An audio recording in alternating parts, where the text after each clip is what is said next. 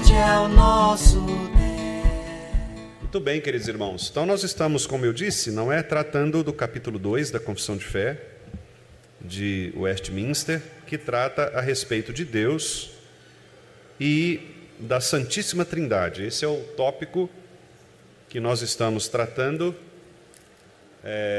Ali não projetou. Me ajuda aí, por favor, na TV. E nesse tópico, nós estávamos falando, já tem algum tempo, né, meus irmãos, que nós tratamos desse capítulo. Então eu vou retomar aqui brevemente, para que os irmãos possam, mais uma vez, acompanhar. Nós estamos falando a respeito da existência de Deus, né? Do ser de Deus e das suas perfeições, tomando como referência, especialmente a primeira frase, que é: há um só Deus vivo e verdadeiro. É a primeira frase da Confissão de Fé, deste capítulo 2, né, que é de Deus e da Santíssima Trindade. Há um só Deus vivo e verdadeiro. Então nós trabalhamos, né, ao longo dos estudos anteriores, a respeito dos modos de negação de Deus, né, que a gente chama comumente de ateísmo.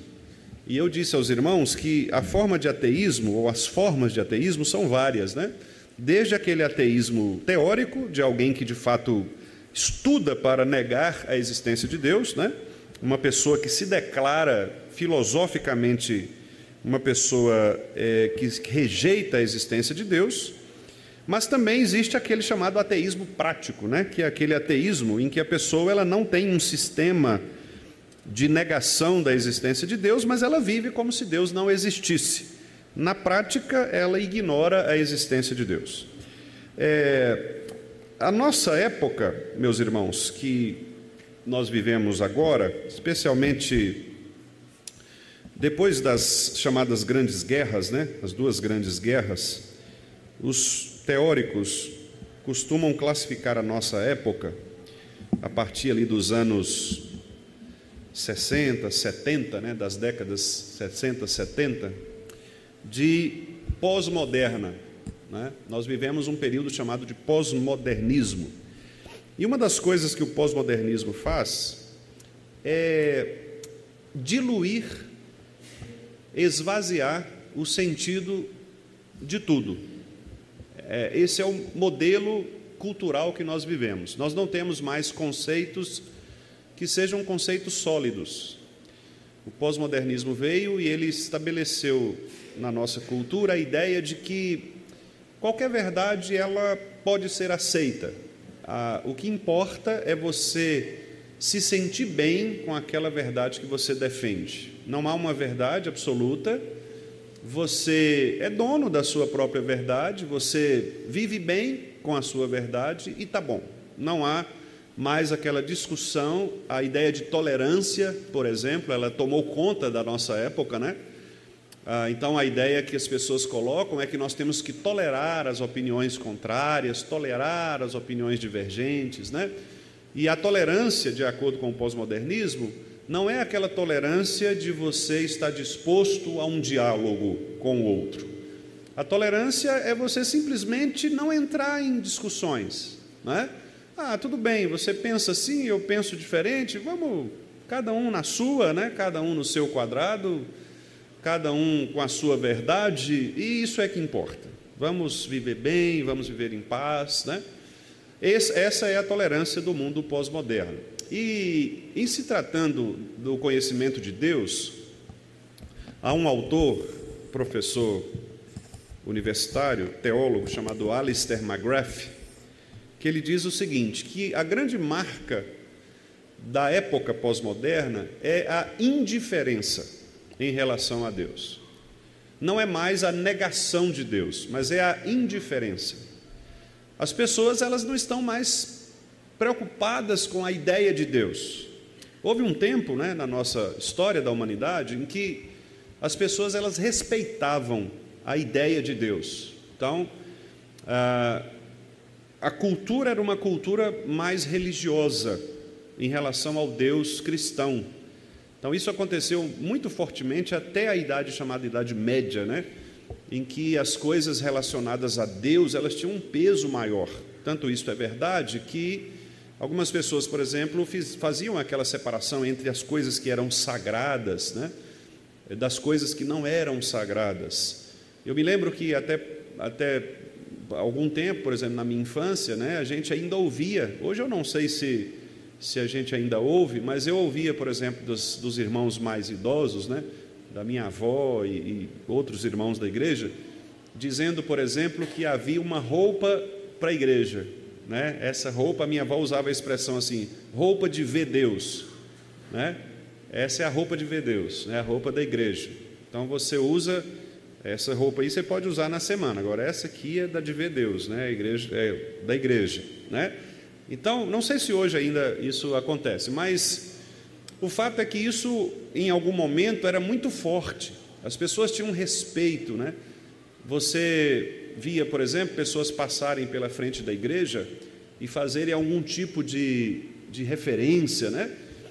Mesmo pessoas que eram de outras denominações, às vezes elas passavam em frente de uma igreja, elas consideravam aquela construção uma construção sagrada, né? Elas devotavam aquela construção.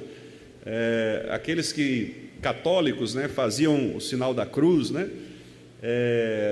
E mesmo em outras igrejas, eu já vi, por exemplo, católicos passarem em frente de igrejas protestantes, mas que têm formato de igreja, como a nossa, por exemplo, né, que é um formato bem característico mesmo de igreja, e fazerem o sinal da cruz, né, quer dizer, em reverência àquele lugar. Então havia isso, né, havia essa, em maior volume e em maior devoção, né, essa deferência, essa honra, né, ao que era sagrado. Hoje, no entanto, estas questões se esvaziaram e as pessoas, inclusive, tratam as coisas relacionadas a Deus com uma indiferença muito grande. Elas não conseguem perceber, de fato, diante de quem elas estão, né? Elas não conseguem saber a diferença que há entre uma coisa e outra. Então, os irmãos percebem, por exemplo, que muito dificilmente, na nossa cultura pós-moderna, as pessoas conseguem diferenciar o que é um culto a Deus e o que não é um culto a Deus. Então, elas entram num culto a Deus como se estivessem indo a uma balada, por exemplo, a um show de rock, né? Elas não conseguem diferenciar mais os ambientes. Na minha infância, eu me lembro que quando você... alguns versículos, né, eles eram muito enfatizados, né? Como, por exemplo, tira a sandália dos teus pés, porque a terra onde estás é terra santa. Então, a ideia de que quando você ia à igreja, você tinha que entrar no templo, né, com esta reverência, né? Aqui você está num lugar diferenciado, né? O texto também, né, quando diz que o Senhor está no seu santo templo, cale-se diante dele toda a terra. Então, você entrava na igreja e tinha aquele silêncio, né? As pessoas, elas compreendiam que elas estavam num ambiente diferente, né? Hoje, estas coisas se perderam, né? Quase na maioria dos contextos. Não há mais esta percepção de que onde nós estamos é um lugar diferente. Não que ele seja sagrado pela sua construção, obviamente, não há nada aqui que é sagrado, né? Tudo aqui é objeto normal, né? Não há nada neles, mas o fato de estarmos reunidos como igreja, isto deveria trazer ao nosso coração um pesar mais claro da presença de Deus. O Apocalipse diz que Cristo Jesus, o Senhor, Ele anda no meio das igrejas, né? Então, quando nós estamos reunidos como igreja, a presença de Deus, ela é mais evidente do que no outro lugar. Tem algumas pessoas que dizem, mas se eu estiver em casa, eu continuo crente, Deus está me falando do mesmo jeito. Sim, você continua crente, Deus fala com você, mas não é a mesma coisa de quando você está reunido na igreja com o povo de Deus. Esta reunião aqui, meus irmãos, ela é uma reunião distinta de todas as demais reuniões que você possa imaginar. Especialmente no culto. Nós não estamos aqui num culto, nós estamos numa escola bíblica. Mas no culto, que é aquele momento em que nós concentramos toda a nossa atenção, toda a nossa devoção, todo o nosso olhar, nossa audição, todos os nossos sentidos para Deus e a sua palavra, seja ela cantada, seja ela exposta, lida, né, pela igreja. Quando nós estamos ali diante dele, aquele momento é um momento especial. Deus fala especialmente pela pregação da palavra. Esta é uma expressão que inclusive está no nosso catecismo maior. Quando nós chegarmos lá nesta pergunta, né, está lá na frente, 157, 58, por ali, que fala da pregação e da palavra de Deus, os irmãos vão perceber que os catecismos, eles mostram que, de modo especial, Deus nos trata pela palavra. Então, significa dizer que o culto público, aquele culto de domingo, do dia do Senhor que nós fazemos, quer seja pela manhã, quer seja à noite, ele é diferente das demais reuniões que nós fazemos. Alguns irmãos nossos dizem que não há diferença entre cultos e cultos, né? Eu recentemente ouvi até um pastor colega dizer isto, né, que tudo é culto, né? Culto a Deus. Nesse sentido, de fato, a nossa vida é uma vida de culto a Deus. Onde você estiver, você está cultuando a Deus porque você é parte da família, né? Então, a sua vida deve ser uma vida de devoção mesmo. Quer comais, quer bebais, façais outra coisa, fazei-o para a glória de Deus. Então, a sua vida é uma vida de culto. Mas, claramente, as Escrituras chamam o povo de Deus para um dia especial de culto, um culto especial. Isso desde o Antigo Testamento, os irmãos sabem disso.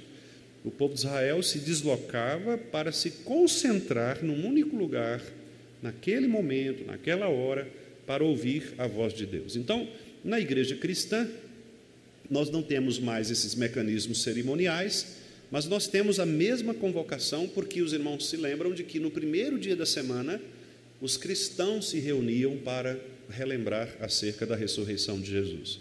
Então, todos os domingos, todo o primeiro dia da semana, nós nos reunimos como povo de Deus para celebrarmos a ressurreição do nosso Salvador, o senhorio dele em nossas vidas. Então, esta convocação é uma convocação diferente.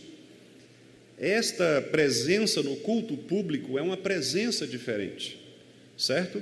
Porque você está obedecendo a uma convocação específica do dia do Senhor. Então, pastor, então o culto que eu faço na minha casa, na quarta-feira, um culto de gratidão, não é culto?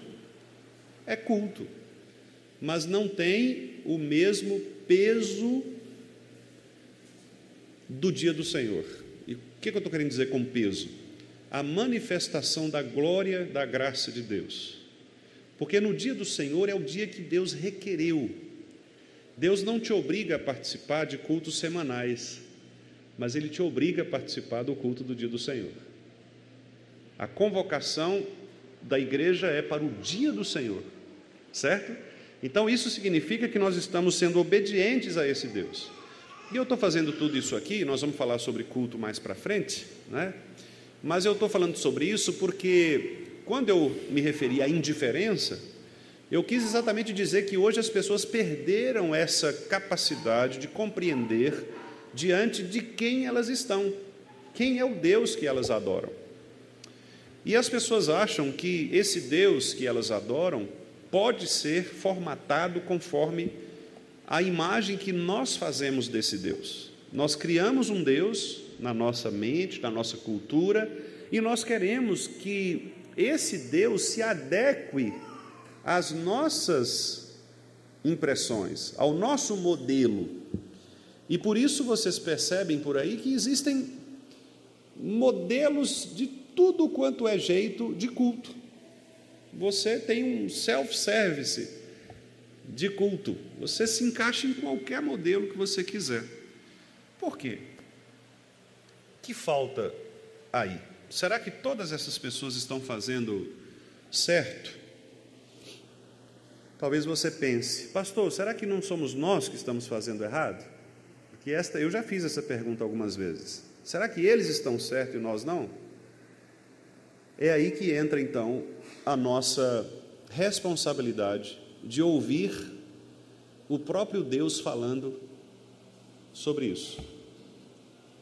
Porque se você está aqui para adorar a um Deus, você tem que perguntar a Ele: Senhor, como é a forma que eu devo adorá-lo? Senhor, quem é o Senhor, para que eu possa oferecer ao Senhor algo que agrade ao Senhor? Não é assim? Quando você vai dar um presente a alguém e você talvez não tem tanta intimidade com a pessoa, como é que você faz? Você pergunta, né? Pergunta para alguém que tem mais intimidade: vem cá, como é que o senhor Romar gosta de... Como é que ele... Que presente ele gosta? O que ele está... Né? Ele gosta disso, disso. Você vai lá e faz de acordo com o gosto. Não é assim? Deus é a mesma coisa. Deus é uma pessoa que quer ser reconhecida dentro do seu padrão, não da nossa vontade. Então, esse desconhecimento de Deus, meus irmãos, gera esses vários tipos de ateísmos que nós temos por aí, de rejeições contra Deus, que passam muito mais pela indiferença do que por uma rejeição clara. Nem sempre as pessoas dizem: eu não acredito em Deus, mas na maioria das vezes elas dizem: eu acredito em Deus, só que elas se tornam indiferentes em relação àquilo que Deus requer delas. Então elas vivem suas próprias vidas, em vez de viverem a vida que Deus quer que elas vivam. E esse é o grande problema da vida cristã, este é o grande problema do nosso chamado cristianismo moderno, ou pós-moderno. As pessoas querem que Deus se adeque ao estilo de vida delas, e não o contrário. Elas não querem se adequar ao estilo de vida que Deus propõe. E quando alguém prega uma mensagem que indique isso, esse alguém é rejeitado pela comunidade. Então, os pregadores acabam tendo que se adequar também aos ouvintes, para que ele tenha algum tipo de acesso a essas pessoas. E por isso nós temos perdido, infelizmente, em muitos lugares, esta dimensão de quem Deus é, de quem nós somos, de como nós devemos adorá-lo, do estilo de vida que nós precisamos ter, das coisas que nós precisamos corrigir em nossas vidas, dos pecados que nos atrapalham, que nos separam de Deus, da piedade. É isso que a Bíblia chama de piedade. Nós temos perdido esta piedade. Nós temos perdido valores e conceitos muito caros, muito ricos para nós. Nós não gostamos mais de orar, não gostamos mais de ler a palavra de Deus. Orações são orações, às vezes, que demonstram um afastamento de Deus. Não há orações que revelem intimidade com Deus, nas palavras, no modo de tratamento, né? Nós demonstramos nas nossas palavras que nós estamos distantes. São palavras muitas vezes decoradas, são palavras muitas vezes já anteriormente formatadas, que revela que nós não estamos mesmo conversando com um Pai que é íntimo de nós, abrindo o coração, né? Nós vamos fazer orações de confissões nos cultos. As orações duram no máximo 30 segundos, 1 minuto, e nós achamos que isso é suficiente para expor ao Senhor os nossos pecados, né? Nós vamos ler a Bíblia e nos cansamos se a leitura é uma leitura longa. Se o pregador ele prega mais tempo, nós nos cansamos porque nós não temos paciência de ouvir a palavra sendo pregada. Então, isso demonstra exatamente esta indiferença. Nós nos tornamos muito mais religiosos, e por isso o texto que nós lemos aqui de Marcos, né, foi bastante apropriado para hoje. O Espírito Santo preparou, né, que fosse assim, porque é um texto em que Jesus fala exatamente sobre esta questão, inclusive retomando o texto de Isaías, né, quando ele diz: vocês me honram com os lábios, mas o coração está longe. Vocês fazem até a coisa certa do ponto de vista formal, mas não há conexão, né? Vocês são uma igreja formalmente boa, mas estão longe de mim, que é o que aconteceu com a igreja de Éfeso. A igreja de Éfeso era uma igreja que era assim, era uma igreja de boa teologia, uma igreja que era capaz, inclusive, de reconhecer os falsos profetas. Jesus elogia isso, né? Jesus fala: vocês são teologicamente muito bons, doutrinariamente muito bons, mas vocês perderam o coração. Vocês estão fazendo estas coisas muito mecanicamente, como se isso fosse a vida cristã, né? A vida cristã não é uma vida de racionalidade, né? Não é apenas cabeça, não é apenas saber doutrina, mas é, como diziam os puritanos, é fazer com que a doutrina desça para o coração. E esse, meus irmãos, é o grande desafio, especialmente das igrejas que são igrejas ortodoxas, como a nossa. Uma igreja reformada, ela corre este risco, porque nós, presbiterianos, somos conhecidos, né, mundo fora, exatamente pela capacidade que nós desenvolvemos, por conta da nossa história da reforma, de sermos pessoas, de sermos uma igreja, de sermos uma denominação que se preocupa com o ensino, que se preocupa com saber doutrina, com base credal, com base confessional. Louvado seja Deus por isso. Mas também, por outro lado, nós corremos o risco de acontecer isto que eu acabei de lhes dizer que aconteceu a Éfeso, ou o que acontecia com o povo de Israel. Nós nos tornamos muito conhecedores da doutrina, nos tornamos especialistas em repetir os temas doutrinários, decoramos o breve catecismo, o catecismo maior, sabemos trechos das confissões, dos credos, recitamos, mas isso não está no nosso coração. Quando nós precisamos trazer à memória o que nos dá esperança, nós não temos o que buscar, porque está só aqui. E aí nós precisamos de piedade. E a piedade, ela não se conquista aqui, porque do coração é que procedem as fontes de vida. Mas é do coração também, Marcos, que procedem os maus desígnios. Então, sobretudo, diz Provérbios, o que se deve guardar, guarda o coração. Percebe? É o centro da nossa vida. Então, às vezes nós temos, ontem até nós falávamos isso no conselho, né? Às vezes nós temos até uma excelente doutrinação, um excelente ensino, um excelente conhecimento da palavra.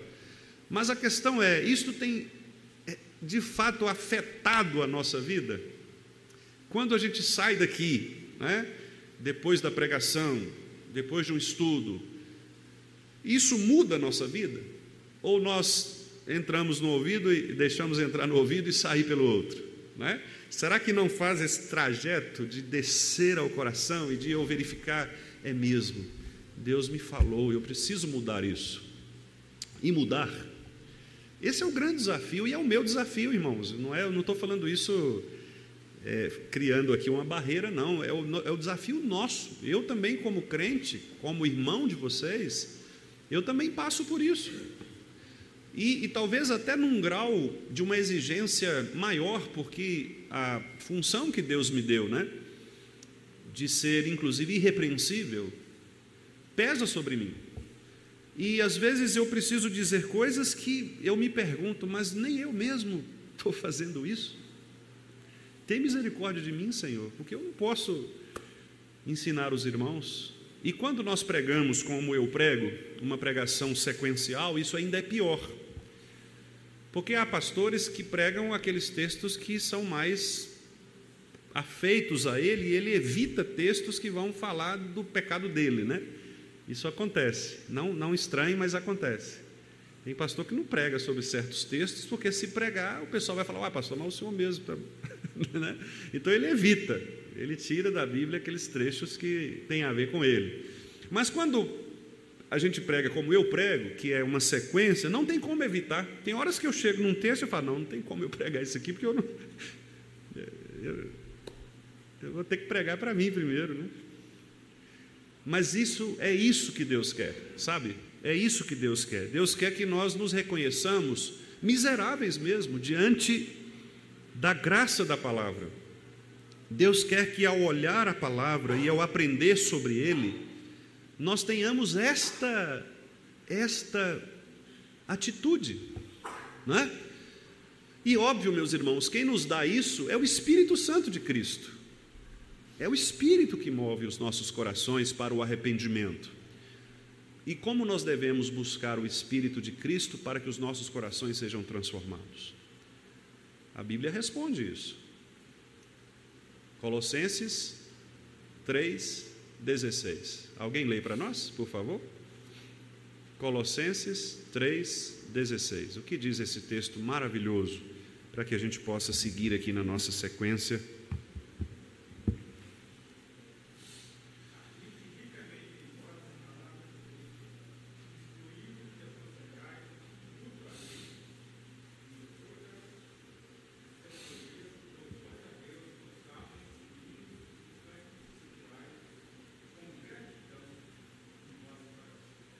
Está aí a resposta. Eu vou repetir para que os irmãos lá do YouTube e as pessoas que nos assistem, possam ouvir também. Vamos ler juntos, então? Habite ricamente em vós a palavra de Cristo, instruí-vos e aconselhai-vos mutuamente em toda sabedoria, louvando a Deus com salmos e hinos e cânticos espirituais, louvando a Deus com o coração. Este é o texto em que Paulo nos ensina como nós devemos fazer. Primeira coisa, habitar em nós Cristo. Habite ricamente em vós a palavra de Cristo. Sem a palavra, meus irmãos, é impossível. Leia a Bíblia, estude a palavra. Instruindo e aconselhando mutuamente, relacionamento. Uns se preocupando com os outros, uns ajudando os outros, crescendo juntos, tendo paciência com o irmão mais fraco, sendo suporte para ele, ajudando-o a crescer, oferecendo a ele sua mão, sua companhia, dando a ele recursos para que ele possa aprender, presenteando-o com bons livros, orando por ele, lendo a palavra com ele, visitando quando for possível, estando junto, aconselhando mutuamente. E terceiro lugar, louvando a Deus. Onde? No culto ao Senhor. Palavra, comunhão, louvor, gratidão. É assim que a gente se enche do Espírito. Não tem nada mágico. Não tem uma coisa que você joga assim, um pó santo, que você joga e a pessoa... Não. É só fazer o que a Bíblia está falando. Leia a palavra, compartilhe a palavra com os irmãos e louve ao Senhor juntos, cantando os salmos, cantando a Bíblia, cantando a palavra. Escolha cânticos que instruam seu coração. E aqui eu vou dar uma instrução, já temos conversado sobre isso, mas veja o poder que os cânticos têm no culto. O cântico no culto, meus irmãos, não pode ser um cântico contrário ao ensino da palavra de Deus. Por uma razão muito simples. Porque se nós aprendermos uma mentira a respeito de Deus, nós não estaremos preparados para resgatarmos do coração aquela palavra que vai nos dar o consolo e o ensino no momento da necessidade. O que o salmista diz lá no Salmo 119, 11? Guardo no coração as tuas palavras para não pecar contra ti. Se nós cantamos no culto frases que não são verdadeiras, o que acontece conosco? Nós guardamos no coração mentiras. E quando nós estivermos num momento de necessidades, nós vamos trazer do coração mentiras. Não é assim? Se diante de mim não se abrir o mar, Deus vai me fazer passar por sobre as águas. Às vezes não. Às vezes o mar não vai se abrir, às vezes a situação vai piorar e às vezes você vai se afogar e vai morrer. E o seu velório vai acontecer aqui no dia seguinte.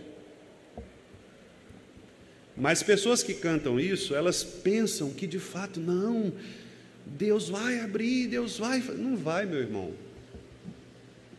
Não vai. Deus talvez não quer salvar a pessoa da vida física, ela vai morrer.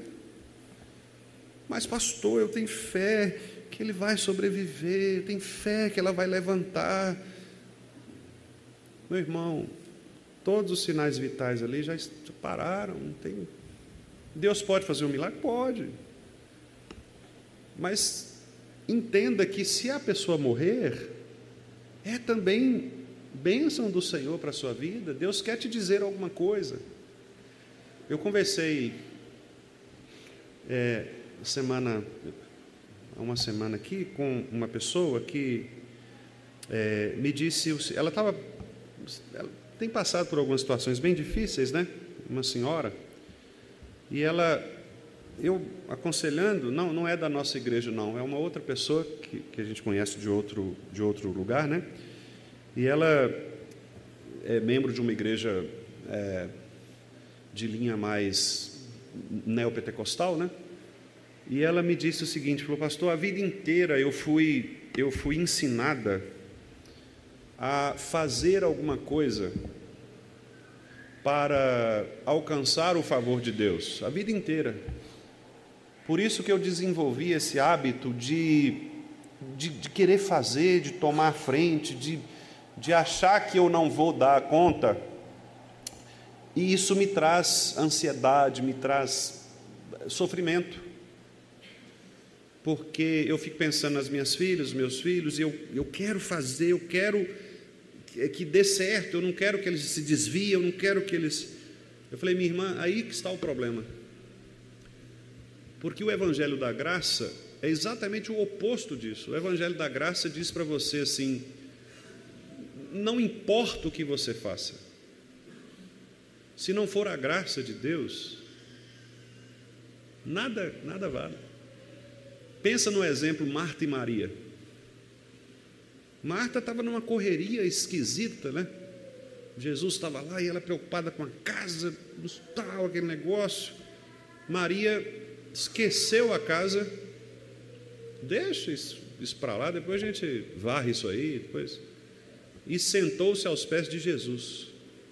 Marta veio e repreendeu Jesus, porque ela falou assim, o senhor não manda Maria me ajudar aqui? Como se ela dissesse, o senhor não está vendo que ela não está fazendo nada? Ela repreendeu Jesus, e Jesus, com toda aquela paciência educativa, né, que ele tinha, ele falou, Marta, casa você arruma depois, menina. Depois que eu sair, você preocupa com isso. Maria, ela escolheu a melhor parte, porque ela sabe que eu estou aqui agora, talvez ela não me veja mais, então ela escolheu a melhor parte, ela está aqui quietinha, ouvindo a minha instrução.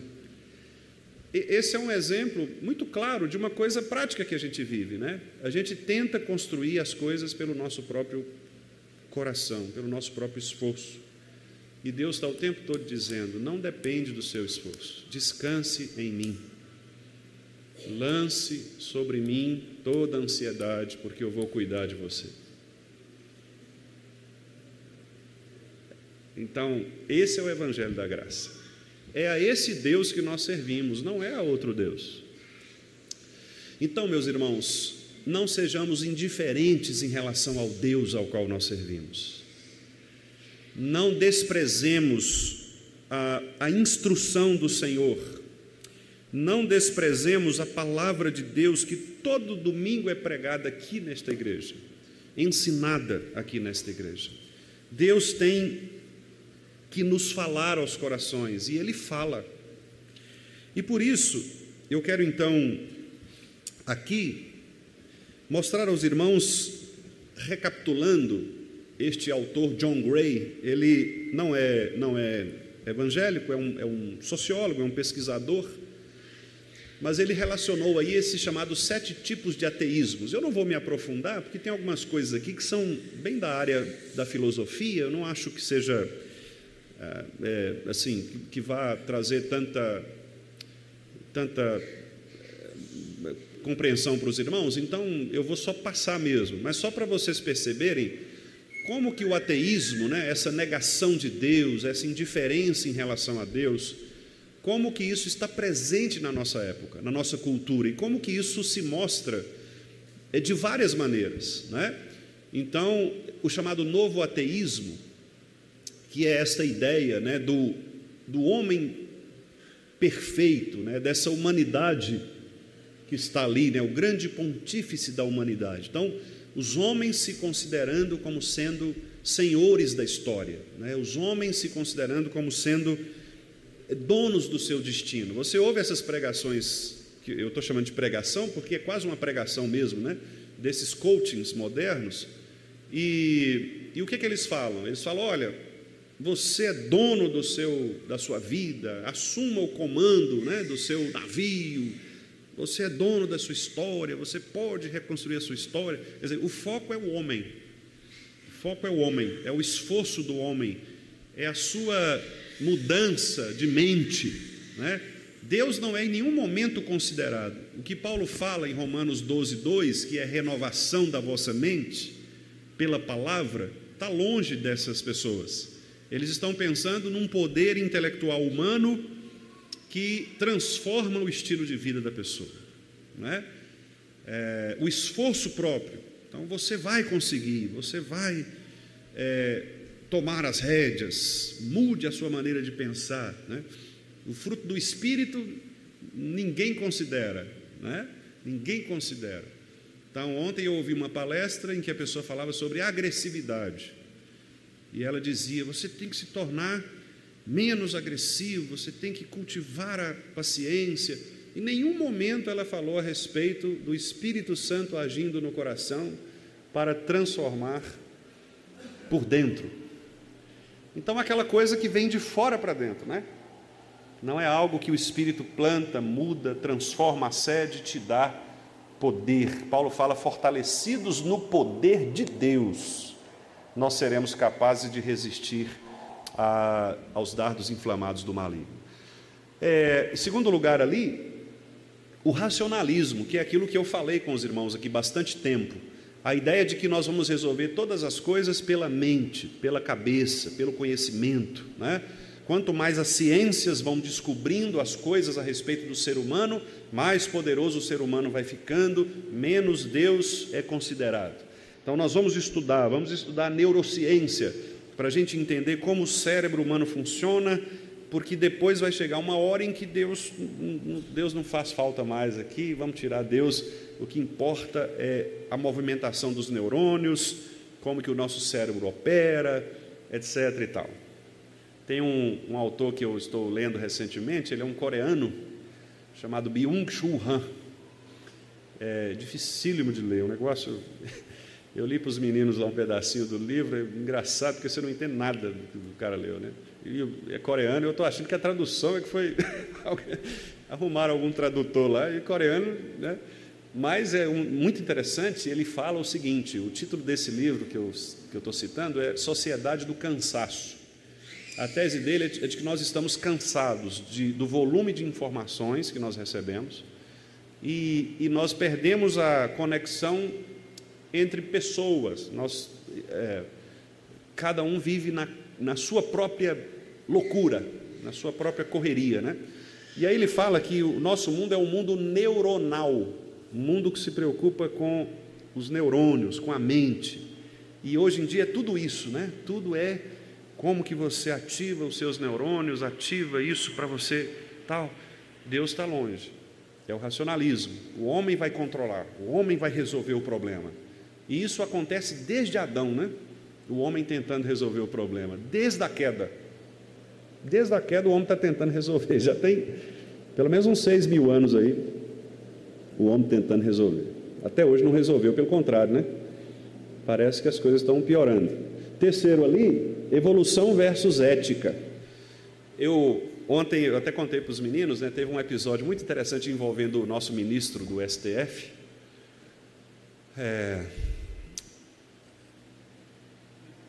E o dono do ex-Twitter, né, chamado X, que é o Elon Musk. E o ministro do Supremo ele resolveu dar uma decisão de censurar algumas postagens no antigo Twitter, né, no chamado X. E o Elon Musk, então, numa briga de queda de braço, né, briga de poder, falou: não, nós não vamos censurar as postagens no Brasil. Eu prefiro perder os milhares de dólares de investimentos que eu tenho no Brasil e manter a liberdade. Então eu vou tirar todas as restrições e vocês podem publicar o que vocês quiserem. Os brasileiros podem publicar o que quiserem no Twitter, eu garanto. Aí ele escreveu uma frase assim: princípios são mais importantes do que dinheiro. E o cara é o homem mais rico do mundo, né? E eu achei muito interessante porque ilustra isso, evolução versus ética. São dois princípios. Uma coisa é, bom, nós precisamos evoluir como seres humanos. Mas onde estão os nossos princípios? Nós podemos fazer clonagem humana? A ciência consegue fazer, mas isso é ético? Percebe? E aí você tem um valor que é o valor da inteligência humana sendo colocado nas indústrias farmacêuticas, por exemplo, nas vacinas, né? Nas pesquisas relativas a doenças como câncer, como Alzheimer. Mas fazer esses procedimentos é ético? Ontem eu vi que o primeiro transplante de fígado de porco num moço não deu certo, né? Tá dando certo.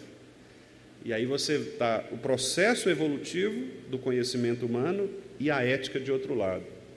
A pergunta é: quando é que estas coisas vão se equilibrar? Será que elas se equilibram ou uma vai se tornar mais poderosa do que outra, né? Talvez chegue um momento em que a evolução, o conhecimento engula a ética. E aí tudo vai valer sem se considerarem os princípios. Quarto lugar ali, a religião moderna política, que é também chamada de gnosticismo, porque o gnosticismo antigo, né, é aquela ideia de que uma cabeça mais iluminada, ela traz luz, né, para os demais. Nós vivemos isso, inclusive no Brasil, né? Com esta polarização política, nós temos dois salvadores. De um lado, o companheiro, né? De outro lado, o mito. São dois redentores. Então, há quem pense que o companheiro vai nos salvar e há quem pense que o mito vai nos salvar. E aí, a briga em torno disso, por quê? A moderna religião política. A política se tornou religião. As pessoas adoram, literalmente, um ou outro, né? Isso acontece em todo lugar do mundo, não é só no Brasil, não. Acontece na Rússia, com o Putin, né? Acontece na Venezuela, com o Maduro, que já tem tanto tempo que está lá, que já está podre, né? Não está nem maduro mais, já apodreceu. Acontece em vários lugares do mundo, porque a ideia de que a política vai nos salvar. Não, nós temos que ser de esquerda, porque a esquerda ela pensa mais nos menos favorecidos, pensa mais nas injustiças, e isso é que vai nos salvar. Não, nós precisamos ser de direita, porque a direita nos dá mais liberdade, porque a direita... E aí nós colocamos o coração nisso, e nos esquecemos de que quem manda na esquerda e quem manda na direita é Cristo Jesus, o Senhor, que é Rei sobre todas as coisas. Se Ele quiser tirar o Lula, Ele tira. Se Ele quiser tirar o Bolsonaro, Ele tira. Se Ele quiser tirar os dois, Ele tira. É Ele que manda no mundo. Então nós temos que clamar a Ele: Senhor, nos ajude, tem misericórdia de nós, tem misericórdia do Brasil. Coloca lá aquela pessoa que vai honrar o Teu nome. Coloca aquela pessoa que vai ser melhor para o nosso país. Percebe a diferença? Não estou dizendo para os irmãos que, pessoalmente, nós não possamos fazer escolhas. Fazemos, tanto que fizemos, né? Não estou dizendo para os irmãos que nós não tenhamos que considerar, não, este é melhor, este é pior. Isso é natural, nós temos que fazer isso, somos cidadãos. Mas o que eu quero dizer é que a nossa esperança final não pode estar nessas coisas. A nossa esperança não pode ser colocada num partido, numa posição, numa pessoa. É Cristo. Então, independentemente de quem esteja, por isso que Paulo diz, né, toda autoridade ela é dada por Deus, e o nosso dever é orar por essas autoridades, porque de fato é Cristo quem governa o coração do presidente Lula. É Cristo quem governa o coração dos ministros.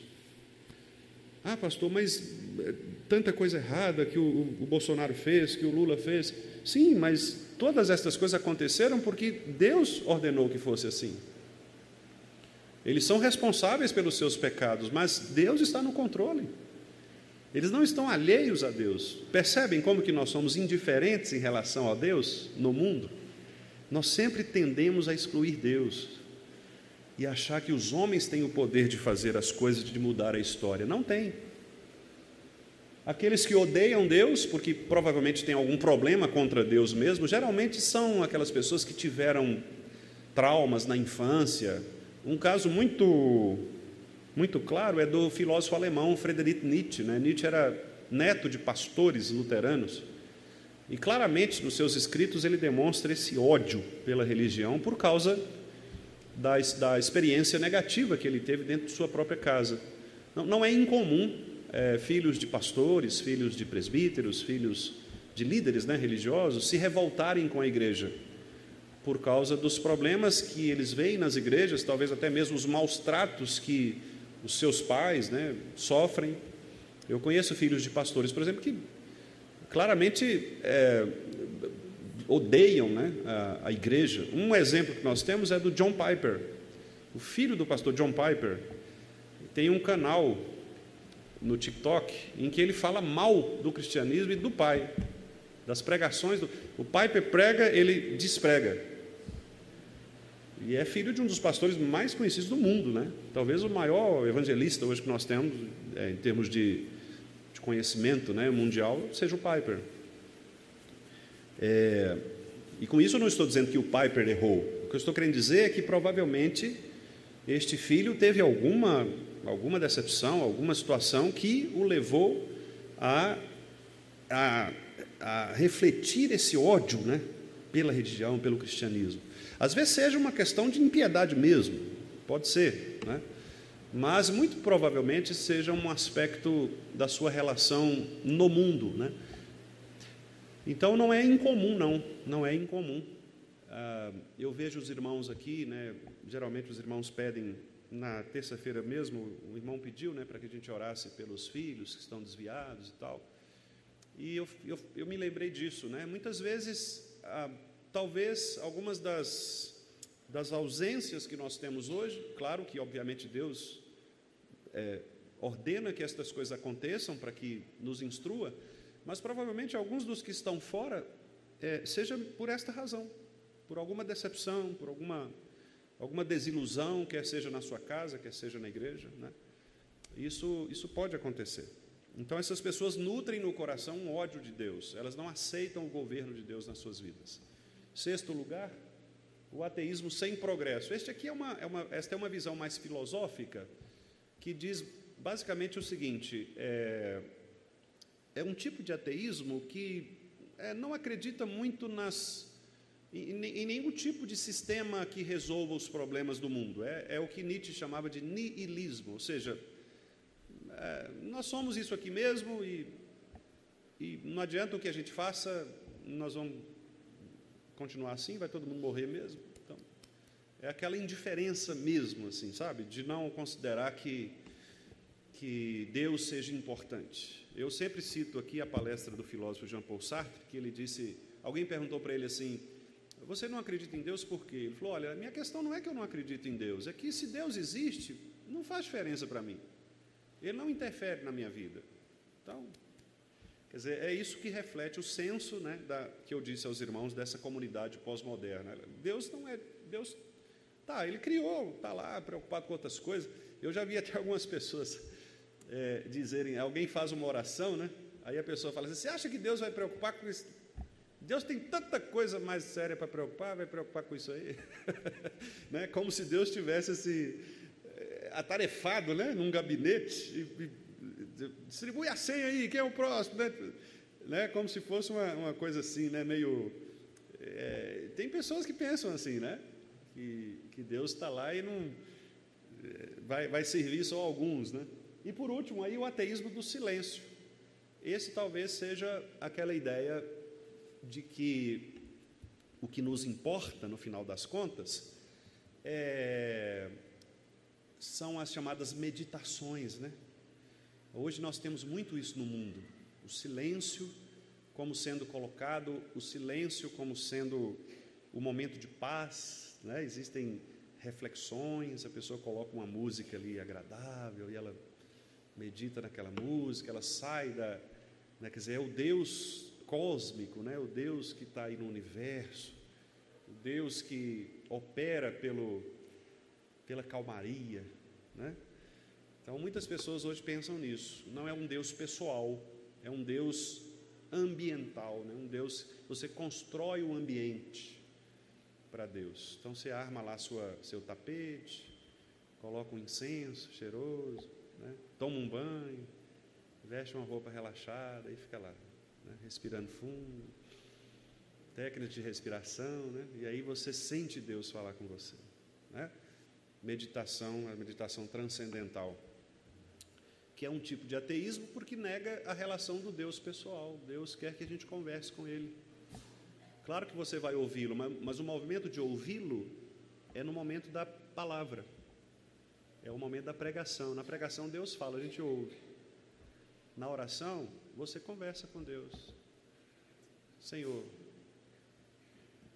me ajuda nisso. Senhor, muito obrigado por isso. Você conversa com Deus. Deus é um diálogo, não é um silêncio. Ninguém fala no silêncio, né? Silêncio é silêncio. Deus não fala no silêncio, né? Tanto que os profetas, por exemplo, o período chamado intertestamentário, né, depois do Antigo Testamento para o primeiro evangelista, foram 400 anos, né? E na teologia bíblica a gente chama esses 400 anos de 400 anos de silêncio, porque Deus fechou a boca dos profetas, né? É o período chamado dos Macabeus. Inclusive na Bíblia católica, né, tem o livro dos Macabeus, né? Os 2 livros dos Macabeus, são 2, né? São 4, 2, não lembro. Sei que são livros dos Macabeus, né, que contam a história da revolta dos Macabeus e tal, na guerra lá dos judeus, que é um livro muito interessante do ponto de vista histórico, né, para a gente conhecer aquele período. Não é um livro inspirado, obviamente, mas é um livro histórico muito interessante para a gente conhecer. Meus irmãos, eu quero fechar aqui com 10 minutos. E passa para mim, por favor, Gui, para a próxima tela. Isso. Então ali nós temos o segundo parágrafo da confissão, e nesse segundo parágrafo os irmãos vão perceber que o texto continua com esta devoção piedosa a Deus, né? Eu gosto muito desse capítulo, irmãos, porque ele é um capítulo muito, que nós chamaríamos de doxológico. O que é isso? É um capítulo de louvor, é um capítulo em que os puritanos, eles reconheceram a grandeza de Deus de tal maneira, e se sentindo incapazes, né, de definir Deus, eles simplesmente trouxeram textos da palavra que traziam perfeições divinas, né, qualidades de Deus, porque não há o que falar de Deus senão aquilo que a própria palavra diz a respeito dele. Não tem como nós definirmos Deus. Então são capítulos muito ricos e que vale a pena a gente ler assim, com o coração preparado para entender estas coisas, né? Lembrando os irmãos que, embora não esteja ali, mas todas estas frases, elas são amparadas por textos bíblicos, né? Eu não contei, mas aqui nós temos quase, acho que mais de 20 textos bíblicos, né? Só nesse segundo parágrafo. Então, o que mostra que eles não fizeram isso de suas próprias cabeças, não foi uma elaboração teórica, né? Eles simplesmente foram lendo a palavra de Deus e recolhendo da palavra de Deus o que a palavra fala a respeito de Deus, quem Deus é. E eles foram então coletando, encaixando. Olha, aqui no Evangelho de João diz que Deus é isto, aqui em Atos diz que Deus é isto, nos Salmos Deus tem esta perfeição, aqui em Romanos Paulo fala sobre isso. Então eles foram coletando e montaram esta tela que os irmãos têm aí, ou pelo menos parte, né? Porque ela continua nos demais parágrafos. E eu gostaria que nós lêssemos aqui, por gentileza, né, juntos, esse trecho. Vamos ler? Deus tem em si mesmo e de si mesmo toda a vida, glória, bondade e bem-aventurança. Ele é todo suficiente em si e para si, pois não precisa das criaturas que trouxe à existência. Não deriva delas glória alguma, mas somente manifesta a sua glória nelas, por elas, para elas e sobre elas. Ele é a única origem de todo ser. Dele, por ele e para ele são todas as coisas, e sobre elas tem ele soberano domínio para fazer com elas, para elas e sobre elas tudo quanto quiser. É um texto que ou você desiste de ser crente ou você chora, né? De gratidão a Deus, porque é belíssimo, né? Sim, meu irmão.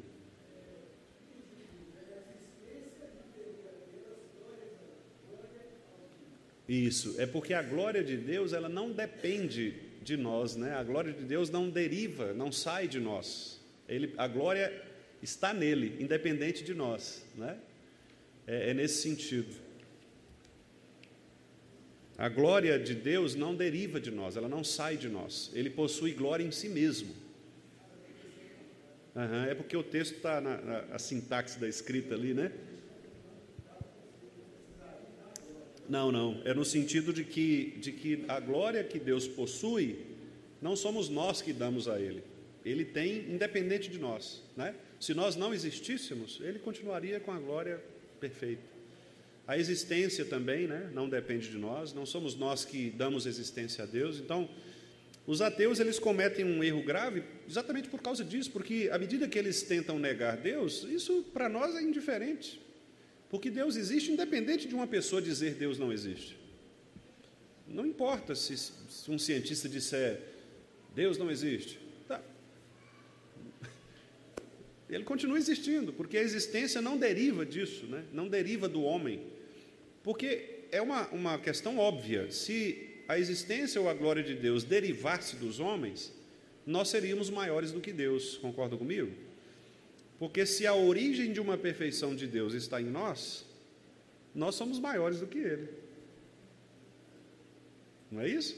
Então não se pode derivar do homem nada que pertence a Deus. Deus é, como diz o texto aqui, Ele é autossuficiente, né? O que significa que a suficiência de Deus está nele, plena.